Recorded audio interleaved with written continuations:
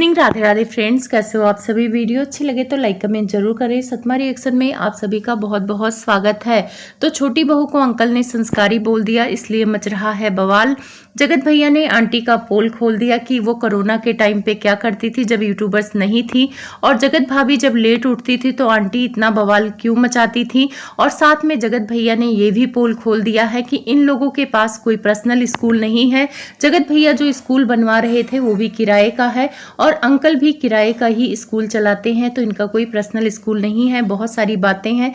अगर आप चैनल पे नए हैं तो प्लीज़ सब्सक्राइब कर लें। वीडियो अच्छी लगे तो लाइक कमेंट जरूर करें।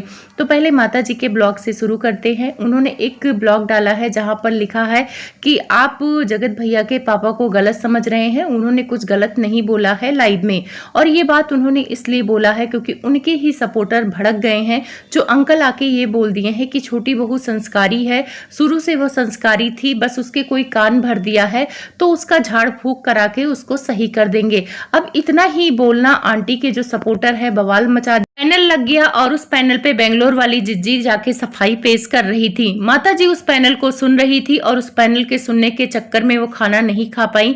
1:30 बजे वो खाना खा रही थी और दिखा रही थी कि देखो दाल चावल मैं खा रही हूँ, और पैनल सुन रही थी, इसी वजह से मुझे खाने में लेट हो गया। फिर उन्होंने अपने उन सपोर्टर का नाम लिया, धन्यवाद बोला कि आप लोगों ने मुझे सपोर्ट किया, मुझे बहुत अच्छा लगा, इतने अच्छे से सब्सक्राइबर हैं, मुझे सपोर्ट कर रहे हैं। पर आप जगत भैया के पापा को गलत मत समझो, उन्होंने गलत नहीं बोला है, जो भी बोला है सही बोला है, बस समझने का फेर है। और साथ में उन्होंने तो खुल के नहीं बोला कि संस्कारी सबसे लोगों को प्रॉब्लम हो रहा है।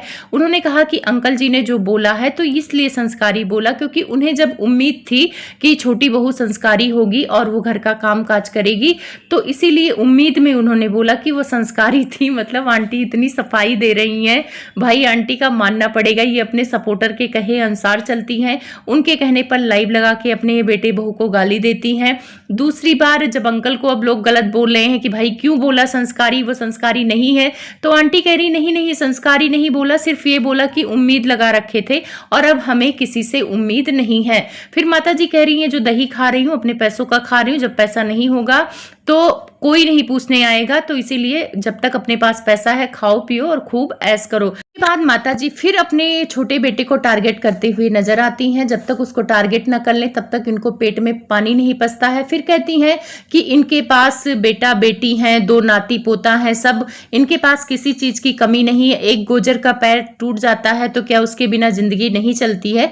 तो यहाँ पे छोटे बेटे को सुना रही थी कि तुम घर से निकल गए हो तो क्या मेरी जिंदगी नहीं चलेगी, मेरे पास बेटा है बेटी है उसके बच्चे हैं। और यहाँ पे आंटी जी कह रही हैं कि मुझे वैसे किसी से उम्मीद नहीं है, पर इन्होंने यहाँ जगत भाभी और जगत भैया को बोला कि वो लोग मेरा साथ दे रहे हैं तो अभी वो मेरे लिए ठीक है। तो पता नहीं कौन सा साथ दे रहे हैं आंटी का, वो तो मुझे दिख नहीं रहा है। अपना आते हैं यहाँ पे शोरूम का काम करते हैं, उल्टा जब जगत भैया आते हैं तो आंटी का टेंशन बढ़ जाता है, सुबह सुबह इनको उठ के खाना बनाना पड़ता है। और ये बात ब्लॉग में जगत भैया ने बोला है। तो थोड़ा जगत भैया के भी ब्लॉग का बात कर लेते हैं, क्योंकि वहां पे पोल खुल गया है इनके स्कूल का। तो वहां पे ये थोड़ा जल्दी उठ रहे हैं क्योंकि शोरूम में सेल लगाया हुआ है। सेल लगाएंगे नहीं तो सामान जो पुराना हो गया है 4-5 महीने से बिका नहीं है तो कैसे बिकेगा। तो सेल लगा के ऑडियंस को बेवकूफ बना के बेच ले रहे हैं। ऑडियंस को लग रहा है सेल लगा हुआ है, कम दाम पे मिल रहा है, तो भाई आपको कोई कम दाम पे नहीं मिल रहा है। 6,000 की साड़ी है और इनकी लागत उसमें 4,000 की है। जो साड़ी 2,000 प्रॉफिट में ये बेचने वाले थे, 500 रुपया कम करके सेल लगा दिए, फिर भी इनको 1,500 का प्रॉफिट है, तो इनका नुकसान नहीं है। और सेल के नाम पे ये अपने पुराने माल को निकालना चाहते हैं क्योंकि बिका नहीं है, क्योंकि 6-7 महीने हो गए हैं और 6-7 महीने पुराने सामान को ये निकाल रहे हैं, क्योंकि भाई नया सामान लाएंगे तो सेल की वजह से ये जल्दी उठते हैं। उसके बाद आंटी गुस्सा कर रही होती हैं, सब्जी छील रही होती हैं, सृष्टि बिना खाए चली जाती है तो उसी पे गुस्सा कर रही होती हैं। तो फिर जगत भैया उनके पास बैठते हैं, फिर बोलते हैं कि आप यूट्यूबर्स नहीं थी तो आप क्या करती थी। तो माता जी कहती हैं यूट्यूबर्स नहीं थी तो मैं बहुत पोस्ट अच्छे पे थी। तो वहाँ जगत भैया उनके मुंह की तरफ देखते हैं, फिर कहते हैं हाँ हाँ स्कूल जाती थी और बीच में नहीं जाती थी। तो वहाँ पे आंटी क्लियर करती थी नहीं नहीं मैं जाती थी, कोरोना के टाइम से छोड़ा है और कोरोना के टाइम पे हमारा स्कूल बर्बाद हो गया था, 2 साल बंद था। उसके बाद जगत भैया कह रहे अब ये यूट्यूबर्स बन गई तो जो हम लोग करते थे वही अब ये कर रही हैं। तो आंटी कह रही क्या कर रही हूँ मैं, वहाँ सफाई देते हुए नजर आती। एक चीज मैंने नोटिस किया है, जगत भैया इनका मजाक मजाक मजाक में इनकी इज्जत ले लेते हैं, पर इनको कोई फर्क नहीं पड़ता है, डरती हैं। वहां पे जगत भैया ने कहा कोरोना के टाइम पे वीडियो को लेकर आप बवाल मचाती थी और उसके बाद हम दोनों मियाँ बीवी लेट उठते थे तो आप गुस्सा करती थी। तो यहाँ पे ये चीज तय है कि जगत भाभी जब शादी करके आई थी तो शुरू से वो लेट उठती थी और आंटी को प्रॉब्लम थी। अब जब छोटी वाली बहू आती थी तो वो 5 बजे उठ जाती थी, अपना सेवा भाव जो भी करना होता था भगवान का करती थी, फिर माता जी का सेवा करती थी। तो जगत भाभी लेट उठती थी जब से उनकी शादी हुई है। ये बात आज जगत भैया ने खुद कबूल कर लिया, क्योंकि वो लोग वीडियो का काम करते थे और वीडियो बनाने के चक्कर में वो लेट सोते थे तो लेट उठते थे और माता जी को आता था इसी वजह से गुस्सा। और माता जी ने भी बोला था कि मेरी बड़ी बहू लेट उठती है, इसीलिए छोटी बहू भी देखा देखी लेट उठने लगी, नहीं तो मेरी छोटी बहू अच्छी है, उसको बिगाड़ने का हाथ बड़ी बहू को है। आंटी ने अपने ब्लॉग में बोला है, जाके आप लोग देख लेना इनका पुराना ब्लॉग। तो कहीं ना कहीं माता जी को जगत भाभी बिल्कुल पसंद नहीं थी और किसी को भी पसंद नहीं आएंगे कि भाई आराम से सो के उठ रहा है 8 बजे 9 बजे, तो कौन सी बहू इतनी लेट उठेगी, तो किसी भी सास को बर्दाश्त होगा। लेकिन माता जी अब भूल गई हैं, वही जगत भाभी बहुत अच्छी हो रखी हैं और जो बहू 5 बजे उठ के इनका सेवा भाव करती थी वो बहू अभी बुरी हो रखी है। मुझे हंसी आ रही है कि माता जी अपने पैनल वालों से इतना डरती हैं कि सफाई देने आ गई, क्योंकि अंकल को वो लोग ट्रोल कर रहे हैं कि अंकल की हिम्मत कैसे हुई कि उसको संस्कारी बोल दिए, वो संस्कारी नहीं है। तो एक बात बोलूं, अंकल थोड़ा सा डिप्लोमेटिक आंसर दिए हैं, पर अंकल के दिल में कहीं ना कहीं छोटी बहू के लिए जगह है। वो छोटी बहू को समझते हैं कि इस घर में वो सबसे ज्यादा अच्छी है, क्योंकि बड़ी बहू को अंकल जानते हैं कि वो तो फिर नाचने गाने वाली है, यूट्यूब पे ही उसका ज्यादातर काम रहता है, वो घर की जिम्मेदारियों को नहीं निभा सकती है। लेकिन छोटी बहू ने कई बार मौका पड़ा है और जिम्मेदारियों को निभाया है, चाहे वो छठ पूजा हो, चाहे इनका पितृ पूजा हो, हर जगह वो डट के खड़ी रही है। तो अंकल इस बात को मानते हैं, चाहे कितना भी उसके लिए गलत बोले कोई, लेकिन अंकल के दिल में उसके लिए जगह है। पर माता जी भी उस टाइम पे नहीं बोल पाई, क्योंकि लाइव चल रहा था और लाइव में अंकल को अगर डांटती या बोलती तो लोग कहते कि भाई ये तो जोरू का गुलाम बना के रखी है। तो वहां पे अंकल कैमरा बंद होने के बाद पीछे बोला होगा। अब यही मुद्दा इनके चाहने वाले उठा ले कि कैसे हिम्मत हुई अंकल की कि भाई उसको संस्कारी बोले हैं, ऐसा वैसा, संस्कारी बहू तो बड़ी बहू है। तो इसी वजह से आंटी डर के मारे आके सफाई पेश कर रही। मुझे तो हंसी आ रही है कि आंटी का क्या ही होगा। उसके बाद जगत भैया ने स्कूल को लेकर भी बात बोल दिया है। इन्होंने बोला है कि मैंने एक फैसला लिया है, फैसले में उन्होंने कहा है कि इस घर में काम कराएंगे।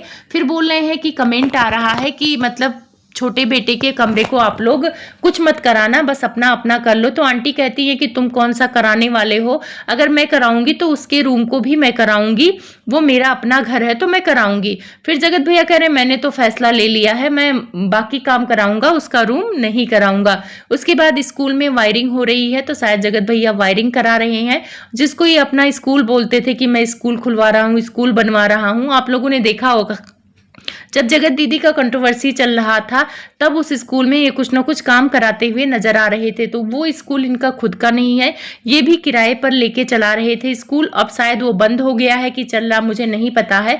लेकिन हाँ, उस ब्लॉग में बोल भी रहे थे कि स्कूल में मैं पढ़ाने गया था लेकिन उसको मैंने शूट नहीं किया। अगर मेरे कैमरामैन ने शूट किया होगा तो मैं आप लोगों को दिखा दूंगा, क्योंकि लोग ट्रोल कर रहे हैं स्कूल को लेकर। क्योंकि छोटे बेटे ने भी बोला कि स्कूल तो धरिया धाम से गया, टूट गया, फूट गया, मतलब स्कूल का कहीं नामो निशान नहीं है।